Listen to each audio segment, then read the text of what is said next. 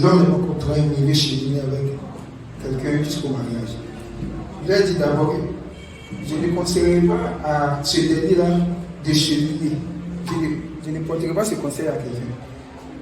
Parce que quoi? Parce qu'après, les gens l'ont offert mon passé dit, après le choix de la nouvelle naissance, le choix le plus important, c'est le choix du conjoint.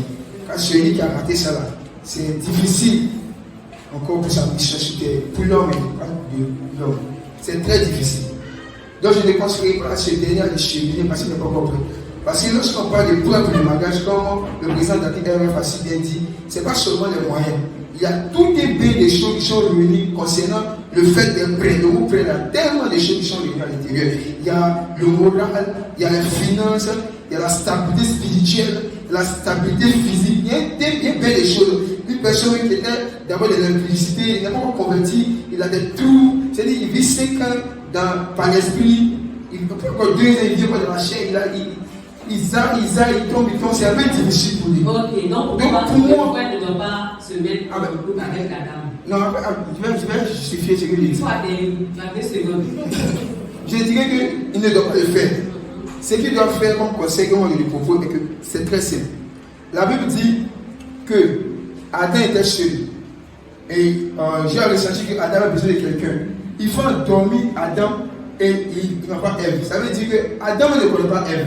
Parce que lorsque Ève venait, Adam dormait. Donc Adam ne connaît pas Ève. Donc la seule personne qui connaît Ève, ce n'est pas Adam, mais c'est Dieu. Donc si Adam veut... Donc la fin et la conclusion, c'est quoi? Donc il va dans les secrets.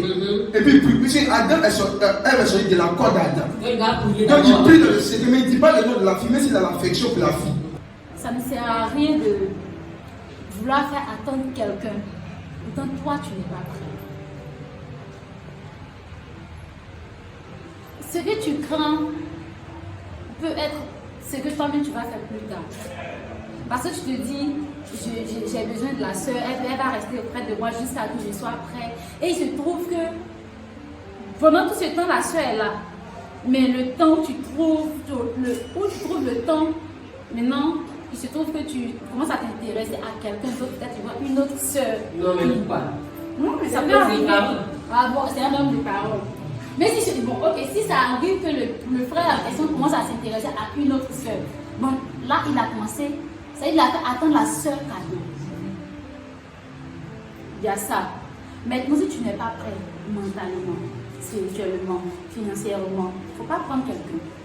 Parce que là, c'est sûr que tu n'es même pas prêt pour toi-même, d'accord, donc tu ne peux pas prendre soin de quelqu'un. Mais le mariage ne se fait pas un coup sur les choses. C'est un processus. Donc, sur le chemin, il veut être prêt. Il peut être prêt. Quand on prend une soeur, ou bien quand on prend quelqu'un, au moins il faut avoir une idée du temps qu'on peut passer ensemble.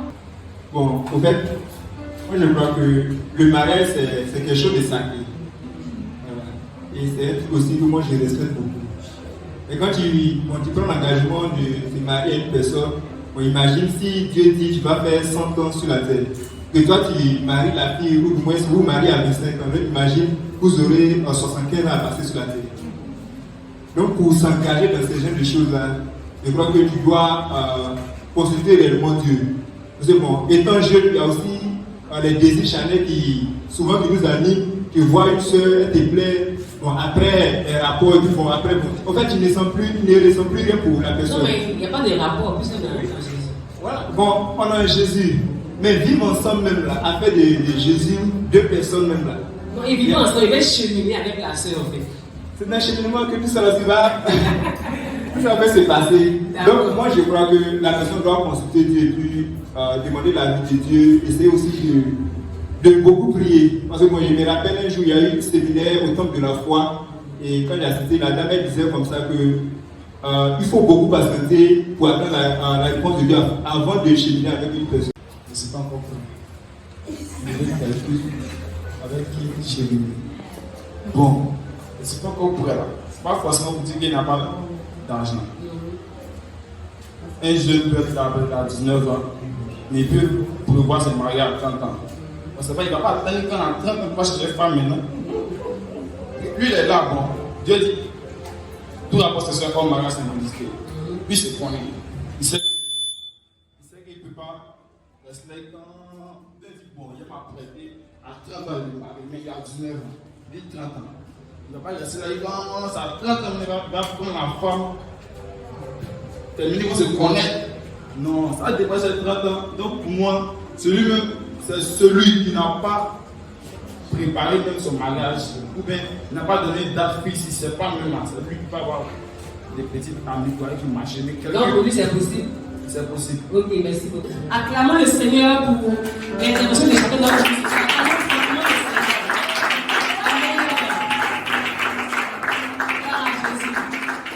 Alléluia. Nous allons recevoir nos invités. Bonne arrivée, Révérend. Merci. Bonne arrivée, président Taki. Merci beaucoup. Ça s'acclame. Alléluia. Ce soir. Et nous serons encore éclairés ce soir. Amen. Ok, la question a été posée et chaque personne a intervenu de sa manière à elle de répondre la question. Et nous voulons que nos deux invités nous éclairent encore plus. Pas qu'on n'est pas habité par le Saint-Esprit, non. Mais ces personnes-là sont là avec nous ce soir pour nous aider à comprendre la situation et à régler la situation. Ok, donc, Révérend Blessing. Nous avons l'honneur de nous recevoir ce soir à cette entrevue de l'armée céleste. Nous voulons que nous éclairons encore sur cette question-là. Comment cet homme-là doit se pointer par rapport à cette question-là? Il veut cheminer avec une soeur, mais il n'est pas prêt. Mais il veut cheminer avec la soeur pour attendre le mariage. Si le mariage ne se prépare, sur le champ, ça se prépare. Donc il se demande comment faire cette situation précise. Merci, je vous salue tous et vous salue aussi ceux qui nous suivent depuis les différents réseaux sociaux. La Bible dit en Cantique des Cantiques, le chapitre 2, le verset 7 que je voudrais qu'on lise, la version français courant. Cantique des Cantiques 2, le verset 7 dit ceci. Je vais lire pour vous. Ah, les filles de la capitale, au nom des gazelles en liberté, je vous le demande hésitamment. N'éveillez pas l'amour, ne le provoquez pas avant qu'il y consente. Dans d'autres versions, on parle de ne pas réveiller l'amour avant qu'il ne le veuille. Ça a le sens. Vous savez, quand on parle d'amour, on parle de sentiments profonds qu'on ressent pour quelqu'un d'autre dans l'intention de s'unir à cette personne. Et il y a des dangers, pas que ce n'est pas possible, mais il y a des dangers à commencer avant le temps. C'est vrai que pour marier une personne, on va avoir un temps de cheminement. Mais quand on n'est pas prêt, ça veut dire qu'il y a des éléments qui ne sont pas encore réunis pour arriver à ce qu'on veut faire. Si je n'ai pas ces éléments qui sont réunis, quelle est ma motivation alors? La motivation, est-ce parce que je pense que la fille est trop belle, quelqu'un d'autre va la prendre, donc je vais faire des réservations. Mais sauf qu'il n'y a pas de réservation. Peut-être en ce moment, on souhaite prendre la fille en question, mais peut-être dans 2 ans, 3 ans, tu vas voir une autre soeur qui va te plaire plus, et puis tu vas regretter ton choix. Mais tu as dit à la soeur déjà qu'elle t'attend. Elle est t'attend. Et si tu es trop, tu ne veux pas, finalement, tu vas devoir lui dire non, ma soeur, je ne veux pas. Certes, il y a un temps d'attente, un temps de cheminement pour faire. Mais si on n'est pas encore prêt, que ce soit moralement, tu ne peux pas t'accommoder avec quelqu'un si tu n'es pas prêt. Parce que vous voyez dans nos anciennes églises, là, quand il y a des gens qui sont ensemble pour le mariage, on ne leur permet même pas d'être ensemble en fait. Quand ils veulent même parler ensemble, il y a quelqu'un qui se donne au milieu d'eux pour parler. Parce qu'il y a des sentiments déjà pour le groupe ou l'autre. C'est difficile de rester comme ça sans ne pas faire quelque chose. La grâce de Dieu, c'est pourquoi la Bible nous dit de fuir l'électricité. Parce que si tu aimes quelqu'un, que tu es avec cette personne-là, toujours on est dans les 4 mètres, on ne sait pas ce qui peut se passer. Et surtout que le diable est en train de rôder, cherchant qui il va dévorer. Donc si je ne suis pas prêt, la sagesse de Dieu voudrait que j'attende. Parce qu'il ne faut pas réveiller un amour où on n'est pas prêt pour aller jusqu'au bout. Oui.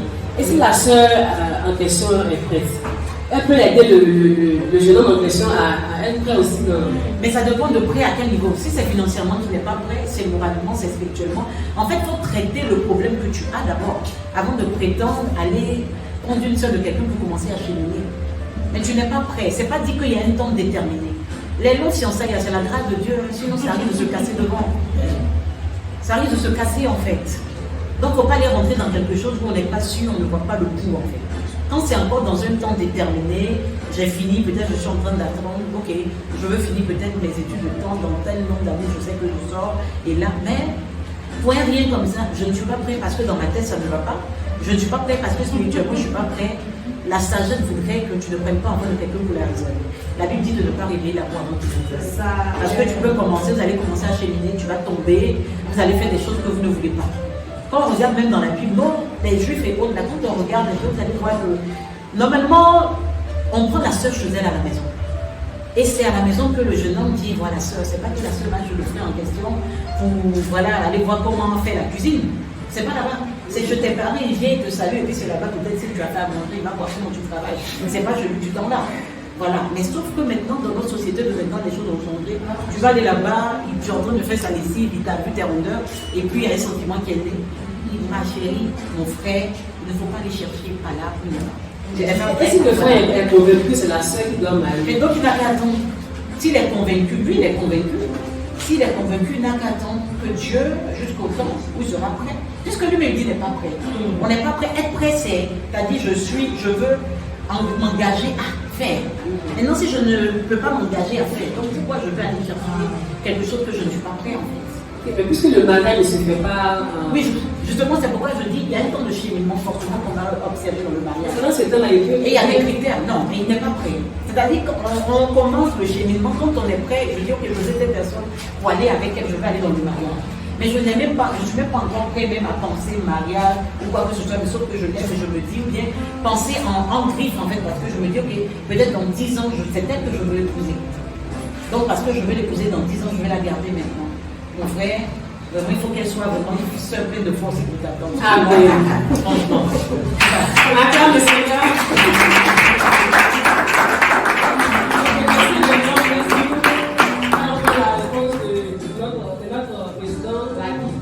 On acclame le Seigneur. Soyez bénis, que la grâce de Dieu soit avec vous. Amen. J'entends audiblement l'ignorance de certaines personnes qui actuellement nous regardent, ne voient pas banque sur ma main, ni sur la main du pasteur Wrestling, mais sur la même main. Ils ne sont pas mariés, ils ne vont pas marier. Bien aimés frères, on est tous partis à l'école. Et lorsque l'astronome Nicolas Copernic a découvert que la Terre tourne autour du Soleil, les enseignants de CM1, ils nous ont tous enseigné que la Terre tourne autour du Soleil et aucun d'entre nous a été capable de demander au maître, monsieur, est-ce que tu es allé dans le ciel pour voir si la Terre tourne vraiment autour du Soleil? Vous voyez, on ne vérifie pas ces choses, mais quand il s'agit de recevoir des conseils, n'est-ce pas, on veut que les personnes vivent certaines choses avant qu'ils puissent nous parler. Dites-moi, quel était le nom de la femme de Jésus? Jésus enseignait sur le mariage, le meilleur enseignant. Qui était la femme de Paul? Vous ne connaissez pas son nom, parce qu'il n'a pas eu de femme, évidemment. Mais ce sont ces textes dans le livre de Romains chapitre 7 qu'on utilise pour enseigner aujourd'hui dans nos églises quand il y a les bénédictions. Les pasteurs enseignent ça. Je ne permets pas à ce qu'un couple soit éloigné du corps.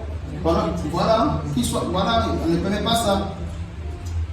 On prend ces enseignements là où ces conseils à où?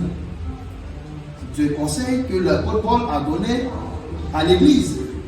Donc ce soir, nous ne vous parlons pas selon nos propres chefs. Nous vous parlons selon les enseignements que nous avons reçus de la part de l'aide des plus sages du monde. Celui qui n'a besoin de personne pour être ce qu'il est. L'architecte de toute vie, la béquille de tous les défis. Amen. Celui qui parle et la chose s'accomplit. Alléluia. L'éternel des armées, c'est lui qui nous a inspirés ce soir. Donc tout ce que nous disons sur ce plateau vient de la part de Dieu. Amen. Alléluia. Donc je demande qu'on acclame toutes les réponses.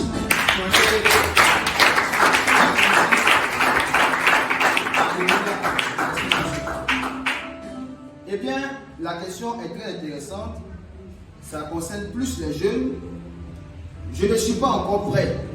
Dans la question, il y a une parenthèse, il y a un peu dedans. Voilà, ça veut dire que ça peut être une femme aussi qui n'est pas prête, mais qui veut se marier. Bien aimés frères, je vais vous parler comme si on était à l'école. Parce que ce n'est qu'à l'église qu'on reçoit les enseignements sans noter. On écoute comme ça. Par le corps, on a beaucoup de discipline. on prend beaucoup de précautions. On demande à papa ou à maman de nous acheter un livre, un cahier, des stylos, des crayons, des gommes, ainsi de suite, pour bien noter ce qu'on nous enseigne. Mais à l'église, où il y a la parole pure, la parole qui sauve, la parole qui libère, la parole qui produit dans l'au-delà, on ne prend pas cette disposition. Parce qu'on n'a pas, n'est-ce pas, une considération nette de la parole de Dieu. Donc ce soir, je vais vous parler comme un enseignant. Sous l'inspiration du Saint-Esprit, bien sûr. Amen. Donc, je vais dire à quelqu'un qui note, qui peut noter en un, l'origine et le but du mariage.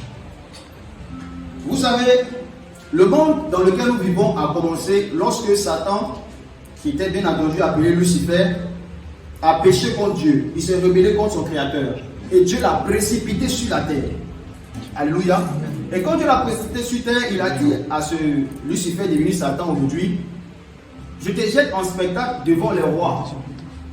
Et ce roi-là, ce n'est rien que Adam et Ève qui ont eu à faire les enfants que nous sommes aujourd'hui. Alléluia. Amen. Donc quand Dieu a pensé à punir Lucifer, il a pensé à un couple.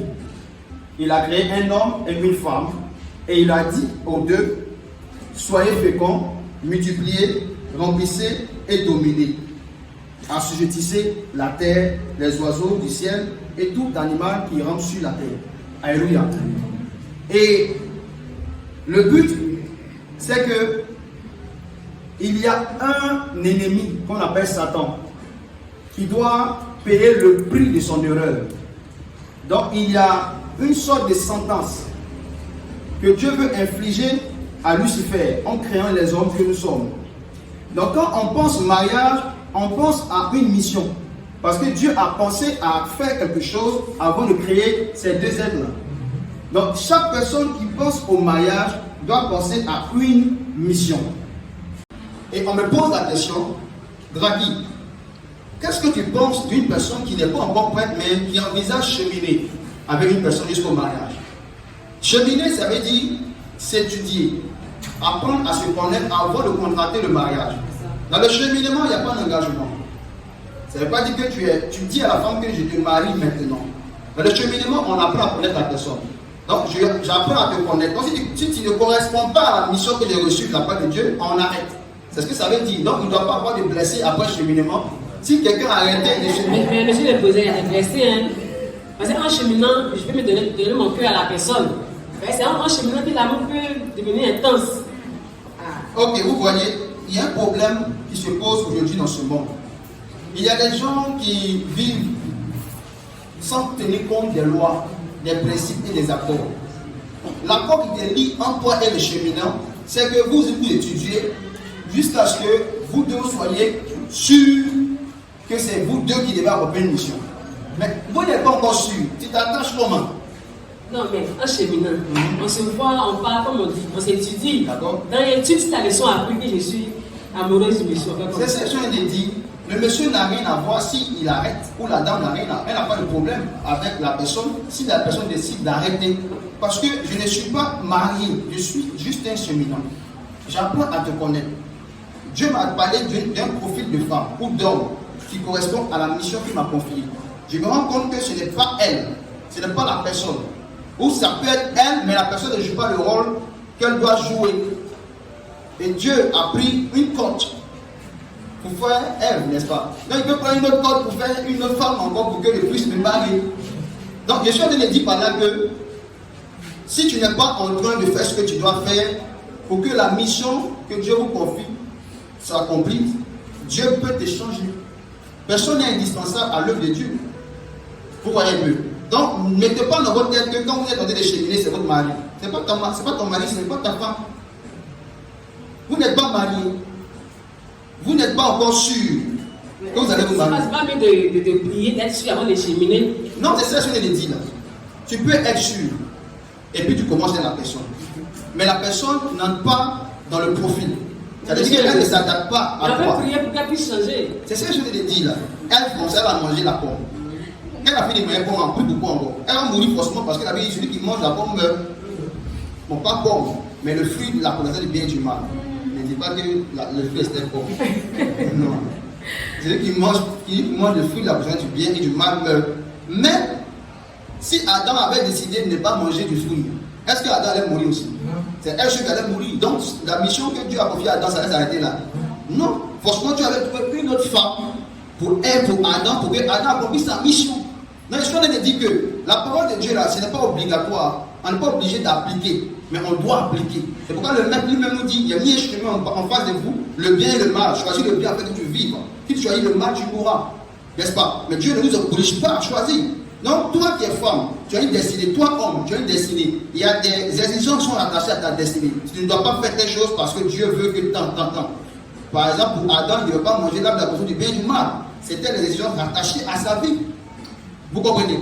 Donc, vous convenez avec moi que si Adam ne fait pas ce qu'il doit faire, il ne peut pas accomplir la mission que Dieu lui a confiée. Et on parle d'une mission commune. Parce que la Bible nous demande de vivre unis, ne pas séparer ce que Dieu a uni, n'est-ce pas? Donc il faut prendre beaucoup de temps de réflexion avant de se prononcer ou avant de s'engager dans un cheminement quelconque avec un frère ou avec une soeur. Et généralement ça arrive avec les frères ou les soeurs qui sont connus dans le monde. Ils étaient païens, ils étaient goégards, pour parler comme les Ivoiriens, copains, copines. Et là, un donne sa vie à Jésus. Donc, quand il donne sa vie à Jésus, exemple, parler avec la soeur. Ah, j'ai donné ma vie à Jésus, qu'est-ce que je suis en train d'arrêter? Il faut qu'on arrête. Ah bon? Elle dit oui. Non, vraiment. Non, on va arrêter tout ce qu'on faisait dans le sortie. Il dit oui, il faut donner ta vie à Jésus. Elle dit oui, moi aussi, donne ma vie à Jésus. Donc, les deux vont à l'église maintenant. Donc, il se demande, est-ce qu'il ne veut pas cheminer avec la soeur jusqu'au moment où il serait prêt? Donc, le prêt là aussi a tout son sens. Parce que dans le mariage, il n'y a pas que l'argent qui parle. Il y a beaucoup de personnes qui pensent que c'est, tout à l'heure, vous-même, vous allez penser que c'était seulement l'argent, puisque la soeur qu'on avait demandé, prêt à quel niveau? Le prêt là, c'est à tous les niveaux. Parce que dans le mariage, tu ne donnes pas seulement l'argent pour qu'on te fasse la nourriture. Non. Ou pour mettre les enfants à l'école. Dans le mariage, tu communiques avec la femme, ou tu communiques avec ton homme, tu échanges avec la personne. Et dans le mariage, il y a un homme et une femme qui sont mis ensemble, n'est-ce pas? Il y a beaucoup de choses qui entrent en ligne de compte. Il y a des niveaux psychologiques, il y a des niveaux spirituels, parce que c'est une mission spirituelle qui vous a unis. Donc votre union est une union spirituelle. Et dans le cas où la personne est spirituelle, la personne connaît la pensée de Dieu, connaît le sens du mariage, qui n'a pas les moyens. Ce monsieur-là, il fait comment? Voilà, là c'est un autre niveau aussi de prêt. Il n'est pas prêt financièrement. Donc les conditions ne sont pas remplies, il ne peut pas entamer, n'est-ce pas, le processus pour entrer dans le mariage. L'argent peut venir après, pour les prêts spirituels. C'est ça que je veux dire là. Est-ce que tu peux aller t'arrêter, t'asseoir dans une classe et puis dire au directeur, l'argent va venir après, attendez, je vais prendre le cours. Vous ne pouvez pas le faire. Mais quelque chose, école, les gens même ne vont pas et puis ils deviennent milliardaires. Vous respectez ça comme ça. Vous respectez les conditions avant de commencer. Mais quelque chose qui concerne votre destinée, votre vie éternelle en dépend, mes amis. Et puis vous allez jouer avec. On ne joue pas avec quelque chose qui est éternel. Quelque chose qui passe, là, il n'y a pas de problème. Je peux jouer avec l'autre, je me suis, ça passe, je vais acheter l'autre. Mais le mariage, qui concerne ma vie éternelle, mon frère. Si elle m'a géré, j'ai mal géré ma destinée. Parce que la personne, il va vivre avec elle toute ma vie. Et je ne peux plus la changer. Alléluia. Donc il est important de pouvoir s'asseoir et de réfléchir là-dessus. C'est très très important. Donc je vais en 3 mots vous dire, pour qu'on dise que toi tu as le droit d'entrer dans le lien du mariage, on parle de l'âge. Tu as quel âge? On peut le voir ici, on dit qu'un homme doit avoir 21 ans, une femme doit avoir 18 ans. Est-ce que toi qui veux cheminer là, tu as 21 ans, tu as 18 ans? Si tu n'as pas 18 ans, tu es femme. Tu n'as pas 18 ans, tu as 17 ans, il faut oublier ton affaire de cheminer. Ça ne te concerne pas. Tu as 20 ans, tu es garçon, il faut oublier, ça ne te concerne pas. Parce que le mariage n'est pas pour les enfants, c'est pour les hommes faibles. Même Adam qui était Adam, quand Dieu l'a mis dans le jardin, il n'a pas donné une épouse en même temps à Adam. Ou bien mes amis. Il a fait passer des tests de responsabilité au monsieur d'abord, avant que le monsieur ne puisse recevoir une femme. Je vais parler un peu plus, vous allez comprendre. Dans le deuxième niveau, le niveau spirituel. Si tu n'es pas né de nouveau, on parle dans le cas de l'église, hein. On est chrétien. Hein. Voilà, c'est la sainte entrevue. C'est la réunion des enfants de Dieu. Nous, on échange sur les bases de la parole de Dieu. Les questions difficiles, on les règle sur la lumière de la parole de Dieu. Donc, je parle aux chrétiens, je parle aux enfants de Dieu. Je dis comme ça, qu'au niveau spirituel, tu dois naître de nouveau d'abord au moment de parler de mariage. Si tu n'es pas né de nouveau, tu ne parles pas de mariage. Parce que quand tu nais, quand Adam naît, on lui confie une mission. Ou bien, parce qu'il est né de Dieu, il appartient à Dieu. Donc toi qui n'es pas né de nouveau, tu n'as pas de communion avec le maître qui doit te confier une mission. Donc tu commences une mission. Tu commences une mission, toi tu n'es pas né de nouveau. Tu vas me dire que tu as construit avion. Avion, tu veux construire parce que c'est déjà fait. Tu vas me dire que tu as construit, c'est pas, une âme qui veut détruire la terre en même temps. Ou même tu as construit, c'est pas, qu'est-ce que je veux dire là? Tu as mis en place une technologie qui peut permettre aux gens de voyager sans monter dans un véhicule. C'est-à-dire que tu te téléportes par un coup, pas, puis c'est toi qui as créé l'engin. Et donc, comme j'ai fait ça, aujourd'hui on voyage sans bruit, j'ai accompli ma destinée. Non, bien aimé frère, faire de bonnes choses ne veut pas dire que tu as accompli une mission que Dieu aime. Alléluia. Donc, il faut connaître d'abord Dieu, il faut naître de nouveau. En 3, pardon, je vais parler de connaître les exigences du mariage au niveau spirituel et intellectuel. Parce que tu vas dire que je vais commencer à cheminer avec quelqu'un. Et puis toi-même, tu ne sais pas ce que le mariage demande. Tu ne connais pas les exigences du mariage. Mais la vie, ses parents vivent. La vie, ses parents vivent. D'accord. Quand tu vois tes parents vivre et qu'ils sont unis, tu ne sais pas si le mariage de ta maman ou de ton père, n'est-ce pas, est un mariage qui a réussi devant Dieu. Et le mariage d'Adam et Ève, c'est un mariage qui a été fait devant Dieu. Et toi, ton mariage, ça doit être fait devant Dieu. Tu ne te maries pas sur la base de la vie de... Comment je vais dire ça? De la vie de tes parents. Non. Tu te maries parce que tu as eu une révélation nette de la vie que tu vas mener en couple avec ta femme ou avec ton mari. Alléluia. Donc, tu dois avoir d'abord une intelligence renouvelée selon la parole de Dieu. Tu dois arrêter cette histoire où on dit, chez nous on dit que quand garçon parle, la femme elle se prosterne. Si elle ne se prosterne pas, elle pêche comme Dieu. Chez nous encore, une femme n'a pas droit à reprendre son mari, à lui donner conseil. Elle dit, tu dis quelque chose, c'est pas vrai, mais elle peut rien dire aussi. Tu mens même, mais ce n'est pas un café de mentir. Ce que tu dis est faux. Ce n'est pas un café de mentir, mais ce que tu dis, ce n'est pas la vérité. Mais comme chez vous, la femme n'a pas droit à parole, voilà. Oh, la Bible n'a pas dit ça. Est-ce que la Bible dit que la femme n'a pas droit à parole? La Bible dit que la femme est une aide. Et aujourd'hui, il y a des personnes qui disent que la femme ne peut pas prêcher, elle ne doit pas prêcher. Elle ne doit pas faire ça. Quand on a parlé d'aide là, on n'a pas dit qu'il faut aider dans telle matière. Il faut aider à planter seulement. Non, toi, il faut aider là-bas. Tu ne viens pas ici. On n'a pas précisé l'aide que la femme devait apporter à l'homme. Mais il faut aider seulement. Donc si le mari dit viens prêcher, tu vas dire prêche ou bien c'est faux. Et encore la Bible dit, dans le Seigneur, il n'y a plus homme, il n'y a plus femme. On est tous un en Jésus-Christ, nous sommes tous des esprits. Nous servons le Seigneur, le Créateur. Donc Dieu peut utiliser n'importe qui pour faire l'œuvre de Dieu comme il veut et quand il veut. Et je veux dire que si tu arrives à comprendre les exigences qui sont rattachées au mariage, tu connais comment l'homme manifeste son amour. Tu es femme, tu es marié, tu vas connaître comment l'homme doit manifester son amour. Ou bien, tu es femme aussi, tu veux te marier, tu dois connaître comment la femme manifeste son amour. Tout ça là qui m'apporte assis chez nous avec la sœur. C'est cette chose que je te dis là. Il faut avoir d'abord l'idée. Il faut comprendre d'abord ça. Je ne vais pas dire que tu sais tout. Non, le mariage n'est pas une union de deux hommes parfaits. La preuve, même les hommes parfaits ont échoué. Elles vont échouer, n'est-ce pas? Non, c'est pas. Il y a ce que je te dis, écoute bien. Deux hommes parfaits ont échoué dans le mariage. Et toi qui es parfait, nous deux, là, on va se marier. Et puis on n'apprend pas. On ne cherche pas à respecter des exigences. Et puis on honte. Notre échec sera comment?